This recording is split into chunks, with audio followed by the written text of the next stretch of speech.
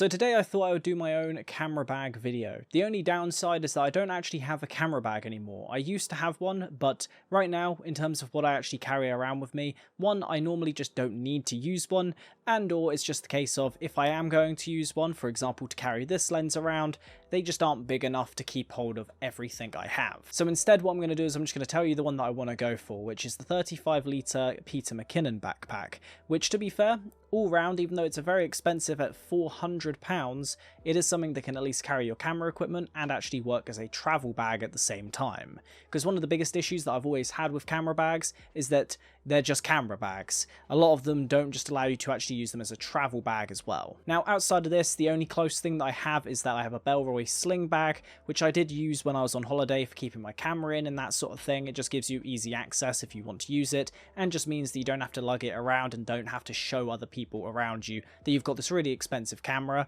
that could cause some form of issue. So starting off with what I take with me on basically every holiday, because I don't like to take my laptop with me, is the iPad mini. Now if you're wondering why is this in a camera bag video, it is for two reasons really. One is the compact size, so it does mean that you can fit it in something like the sling bag that I mentioned a minute ago, and it just all packs in there really neatly, but also it runs Lightroom perfectly well. For the size, the price, everything about it, it's really great value for money, especially as just a portable tablet for entertainment, but also for editing photos on the go that you can quickly just send over an airdrop to your iPhone so that you can post them on Instagram or Facebook, whatever you might want to do with them. But with that, I do also have a USB-C adapter, which is by Anker. It's about £50. All of this will be linked down in the description if you are interested, but it's one that I use for my laptop, my iPad, and pretty much anything that requires a USB-C port, as nothing I own outside of my MacBook now has an SD card slot. And for some reason on my MacBook, for some reason the SD card slot just chooses not to work sometimes.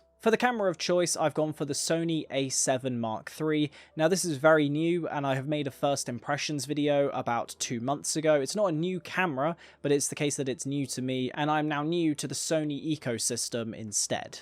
I used to be a Canon user, like I mentioned earlier. I went from the 700D to the 7D Mark II, and then to the ESO RP, which I've made videos about the ESO RP, so if you are interested in that, make sure to go check those out. But if you are interested in my full review of this camera, and if it's worth it in 2023, then make sure to subscribe to the channel, as that video will be out probably in the next few months, once I've actually spent even more time with the camera to 100% come to my conclusion of whether or not I would say it's worth the money, or if you should spend a little bit extra or a little bit less, and there's other equivalents around the same price. But for a little sneak peek into it, most likely this is the best value for money camera on the market right now in terms of a high-end mirrorless camera that doesn't cost extortion amounts of money, but you're getting pro levels of equipment. Now the ESO RP is one that I would also highly recommend. It's a really great value for money as well, so again, both are very good, just one is about £700 more expensive. My primary reason for wanting this camera was so I could record 4K at 30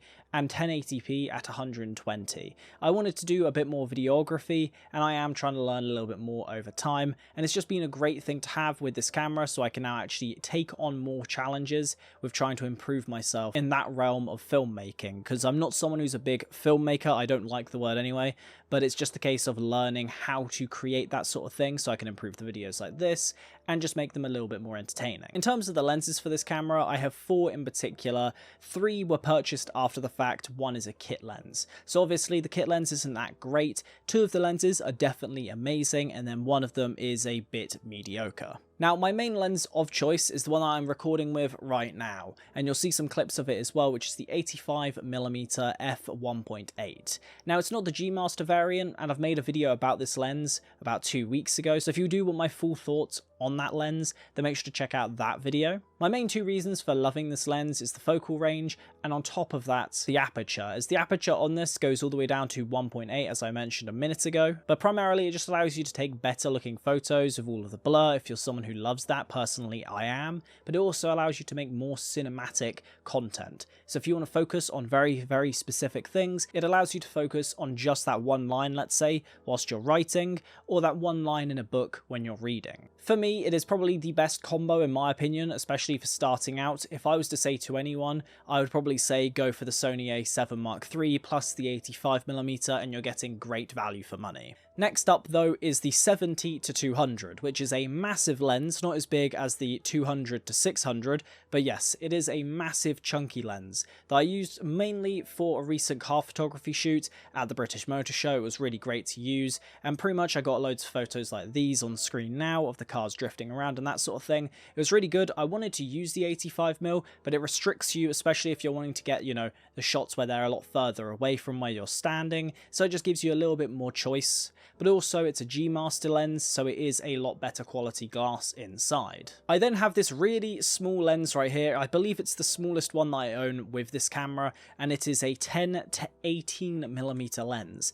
Now, when I did say that I was getting this lens, I had some people basically question the choice of going for that lens, and I haven't used it too much. I'm hoping to use it pretty soon when going away, just to see what it's like a little bit more. But my main reason is that I love the ultra-wide camera on your phone, for example, on an iPhone. Makes absolutely great photos, but with this it allows you to, you know, use the 24 megapixels of your camera that is a lot better than, let's say, the 12 on an iPhone, and then get an ultra wide. So it's actually really nice to hopefully use anyway. Personally, in terms of my overall usage, it's been decent. The only thing that I don't like about these, if I'm honest, is just that this definitely doesn't feel as well made as, let's say, something like the 85mm, even though they're very similarly constructed. But also on top of that, it doesn't have an autofocus and manual focus button, which, considering this cost me around the same price as the lens as the 85mm, it is definitely a little bit of a bummer, but overall it isn't too bad. Now, in terms of the kit lens, it is a 28-70mm lens, which, to be fair,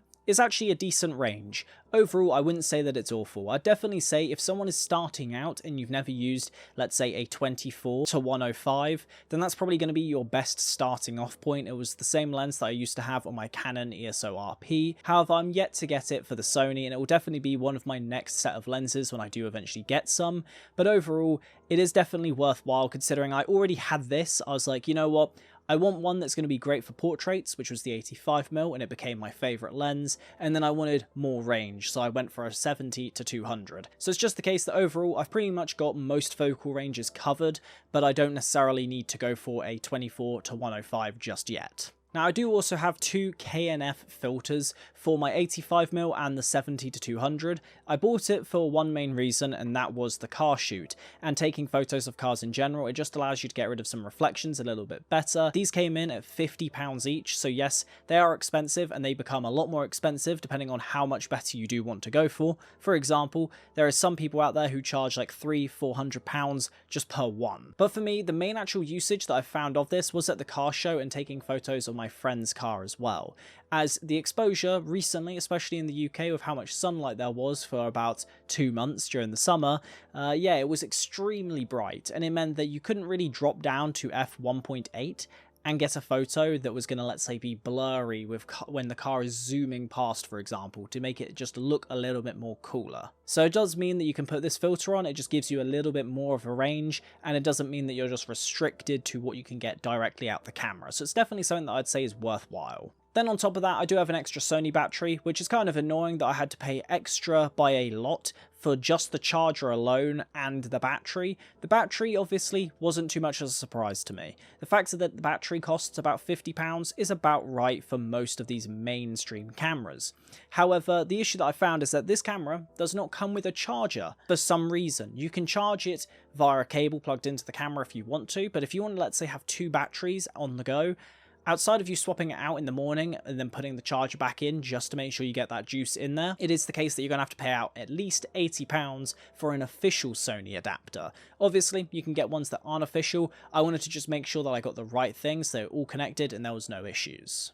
In terms of the tripod that I use the Manfrotto tripod that it's currently standing on right now. It's a decent enough tripod. It allows me to keep creating these videos and just, you know, not be completely destroyed. There is a little bit of it that's slightly broken, but overall it still functions perfectly well, does everything that I need it to do. I don't really take it traveling with me, primarily because I just don't have space for it, and there's just no real reason to lug around the tripod in most scenarios for myself. And then carrying around extra SD cards is always amazing. I do need to buy some more, as recently I had some of them break, so it meant that I needed to actually, you know, buy some new ones. The main two that I use are currently inside the actual camera, as you can change which ones do which thing. So for example, one SD card is dedicated to photos and one is dedicated to video.